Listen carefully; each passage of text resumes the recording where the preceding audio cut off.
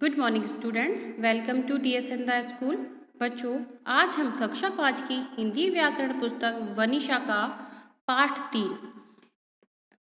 3 के अंतर्गत हम शब्द विचार पढ़ रहे थे और शब्द विचार के अंतर्गत हम पढ़ रहे थे शब्दों के भेद। और शब्दों के भेद में हमने पढ़ा था कि शब्दों को हम 4 भागों में बांट सकते हैं। पहला था उत्पत्ति के आधार पर, दूसरा था रचना के आधार पर, तीसरा था प्रयोग के आधार पर और चौथा था अर्थ के आधार पर। इससे पहले जो पहला वीडियो था उसके अंदर हमने उत्पत्ति के आधार पर और रचना के आधार पर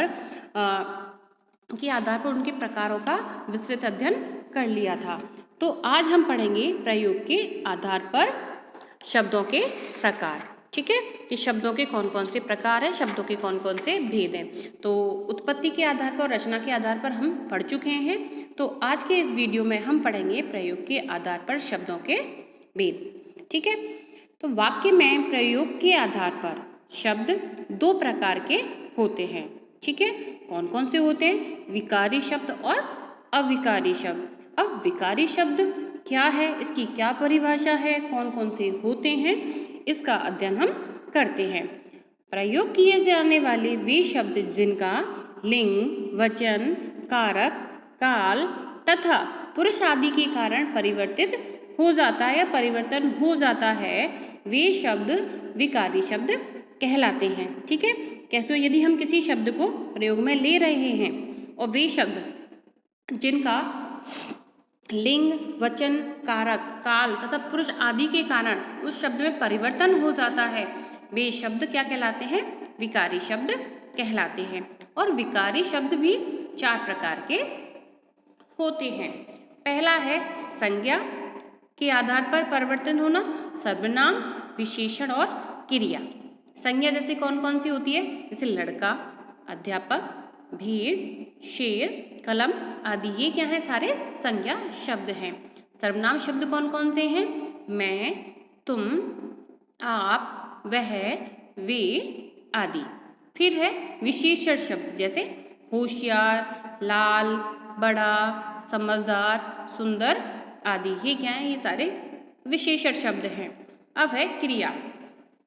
क्रिया तो आप जानते ही हो, जो काम किया जा रहा है वही क्रिया कहलाती है। पढ़ना, लिखना, आना, जाना, गाना आदि, ये शब्द क्या होते हैं? लिंग, वचन, कारक, काल तथा पुरुष के अकॉर्डिंग ये बदल जाते हैं। तो ये क्या कहलाते हैं? ये सारे विकारी शब्द कहलाते हैं। अब है अविकारी शब्द।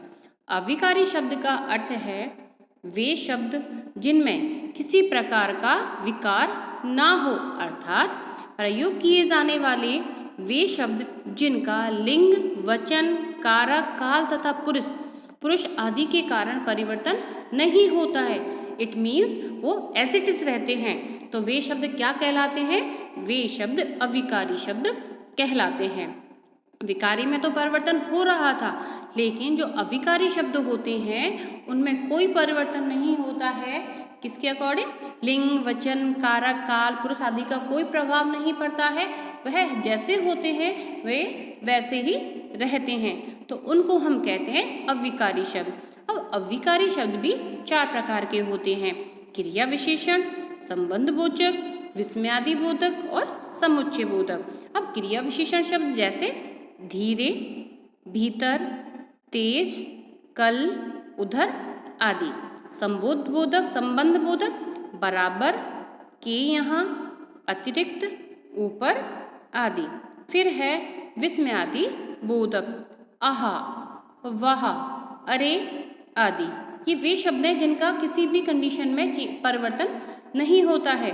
फिर है समुच्चय बोधक, अथवा, परंतु, इसलिए और आदि। तो ये हो गया समुच्चय बोधक, ये किसी भी कंडीशन में चेंज नहीं होते हैं। तो ये हो गए हमारे प्रयोग के आधार पर शब्दों के भेद। अब है अर्थ के आधार पर। अर्थ के आधार पर शब्द 2 प्रकार के होते हैं, सार्थक शब्द और निरर्थक शब्द। अब सार्थक शब्द कौन से होते हैं? जिन शब्दों का कुछ अर्थ होता है उन्हें क्या कहेंगे? हम सार्थक शब्द कहेंगे। इट मीन्स जो शब्द, कोई शब्द है उसका एक सटीक अर्थ निकलता हो, जिसका कोई मीन निकलता हो, उसको हम सार्थक शब्द कहते हैं। जैसे जाना, एक सटीक हो गया, खाना, पीना, सोना, इनका सबका एक सटीक अर्थ निकल रहा है। तो ये कैसे शब्द हैं? ये सार्थक शब्द हैं। ठीक है। और जैसे कि फूल, घर, वायु, जल, पुस्तक, पानी, पेड़, कमल आदि, ये सारे क्या हैं? सार्थक शब्द हैं। इसके बाद आता है निरर्थक शब्द। निरर्थक शब्द क्या होते हैं? जिन शब्दों का कोई अर्थ नहीं होता वे निरर्थक शब्द कहलाते हैं। क्या मतलब हुआ? कि ऐसे शब्द, वो शब्द तो हैं लेकिन उनका कोई अर्थ नहीं है, तो वो क्या कहलाएंगे? निरर्थक शब्द कहलाते हैं। जैसे अपन कहते हैं खाना वाना, तो खाना तो एक सार्थक शब्द हो गया, बट इसके साथ जो वाना शब्द है उसका क्या अर्थ है? वो निरर्थक है, क्योंकि उसका कोई अर्थ ही नहीं है। ऐसे नाखा, मकान, वकान, ठीक है। तो ये सारे क्या हो गए? वाना, नाखा, वकान, ये सारे निरर्थक शब्द हैं जिनका कोई मतलब नहीं होता है। वह हमारे मुंह से अनायास ही निकल जाते हैं आम बोलचाल की भाषा में। ये शब्द अनायास ही हमारे मुंह से निकल जाते हैं या लिखे जाते हैं। लिखित भाषा में इन्हें कहीं नहीं लिखा जाता। ये जो शब्द होते हैं, जो निरर्थक शब्द, ये सिर्फ हम जब बोलेंगे तो ही निकलते हैं, अनायास निकल जाते हैं, बट लिखने में इनका प्रयोग नहीं होता है। अब आगे चलते हैं। व्याकरण के अंतर्गत केवल सार्थक शब्दों का ही अध्ययन किया जाता है। ये शब्द भी 4 प्रकार के होते हैं। हिंदी व्याकरण में निरर्थक शब्दों की कोई उपयोगिता नहीं है, कोई वैल्यू नहीं है, उनका अध्ययन नहीं किया जाता है, जबकि सार्थक शब्दों का प्रयोग किया जाता है। और सार्थक शब्द भी 4 प्रकार के होते हैं। पहला है पर्यायवाची शब्द। पर्यायवाची शब्द क्या होता है? वे शब्द जिनके अर्थ में समानता हो, क्या कहलाते हैं? पर्यायवाची शब्द कहलाते हैं। दूसरा है विलोम शब्द। विपरीत अर्थ देने वाले शब्द विलोम शब्द कहलाते हैं, जिसका कोई विपरीत अर्थ आ रहा हो। जैसे रात, रात का क्या होगा? दिन, तो रात का विलोम शब्द क्या हो गया? दिन हो गया। इसी प्रकार में जो मैंने पर्यायवाची शब्द पढ़ा है कि समान अर्थ वाले, जहाँ पर अर्थ में समानता हो, उसे हम पर्यायवाची शब्द कहते हैं। जैसे हम रात को ही ले लेते हैं। अब रात का दूसरा अर्थ कौन सा है जो सेम अर्थ वाला हो? जैसे रात को कहते हैं हम रजनी, तो ये इसका पर्यायवाची शब्द हो गया। जैसे सूरज, सूरज को क्या कहते हैं? सूर्य कहते हैं, रवि कहते हैं, दिनकर कहते हैं, तो ये सारे इसके पर्यायवाची शब्द हो गए। अब है एकार्थी शब्द, यानी कि एक अर्थ देने वाले। वे शब्द जिनका सभी परिस्थितियों में एक ही अर्थ रहता है उन्हें एकार्थी शब्द कहते हैं। ठीक है, आप इसको समझने की कोशिश करना बच्चों, कि वे शब्द जिनका सभी परिस्थितियों में अर्थ एक ही रहता है, उनके अर्थ में कोई चेंजेस नहीं होते हैं, वह क्या कहलाते हैं? एकार्थी शब्द कहलाते हैं। अब है अनेकार्थी शब्द। वे शब्द जिनका अर्थ परिस्थिति के अनुसार बदल जाता है उन्हें हम अनेकार्थी शब्द कहते हैं। तो समझ में आ गया कि पर्यायवाची समान अर्थ देने वाले, विलोम शब्द विपरीत अर्थ देने वाले, एकार्थी शब्द हर परिस्थिति में एक ही अर्थ देने वाले, और अनेकार्थी शब्द परिस्थिति के अकॉर्डिंग जो बदल जाते हैं। ठीक है, वो क्या कहलाते हैं? वह अनेकार्थी शब्द कहलाते हैं। तो बच्चों, आपका यह पाठ यहाँ समाप्त होता है। अब हमने इस पाठ में क्या पढ़ा उसको हम दोहरा लेते हैं। 2 या 2 से अधिक वर्णों के सार्थक मेल को क्या कहते हैं? शब्द कहते हैं। एक बार वापस मैं रिपीट कर रही हूँ कि 2 या 2 से अधिक वर्णों के सार्थक मेल को शब्द कहते हैं। हमें ये छोटी छोटी चीज़ें हमेशा हमारे माइंड में सेट होनी चाहिए कि शब्द क्या होते हैं, वर्ण क्या होते हैं, इनकी हमें जो परिभाषाएं, छोटी छोटी डेफिनेशंस जो हैं, उनको हमें याद रखना चाहिए। ठीक है, 2 या 2 से अधिक वर्णों के सार्थक मेल को शब्द कहते हैं। दूसरा है, शब्द को 4 भागों में बांटा गया है।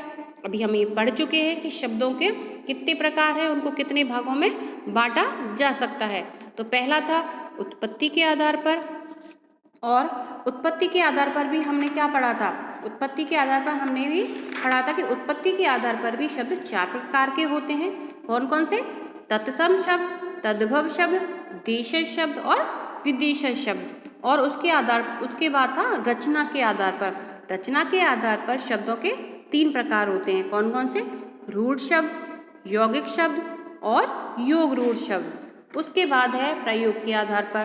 प्रयोग के आधार पर 2 प्रकार के शब्द होते हैं, विकारी और अविकारी। और उसके बाद है अर्थ के आधार पर। और अर्थ के आधार पर शब्दों के 4 प्रकार होते हैं। कौन कौन से होते हैं? अर्थ के आधार पर 2 प्रकार के शब्द होते हैं, सार्थक शब्द और निरर्थक शब्द। लिखने में निरर्थक शब्दों को प्रयोग में नहीं लिया जाता है, उनका सिर्फ बोलचाल में प्रयोग लिया जाता है। और जो सार्थक शब्द हैं वो भी 4 प्रकार के होते हैं। कौन कौन से? पर्यायवाची शब्द, विलोम शब्द, एकार्थी शब्द और अनेकार्थी शब्द। तो बच्चों, आपका यह पाठ आज यहीं समाप्त होता है। धन्यवाद।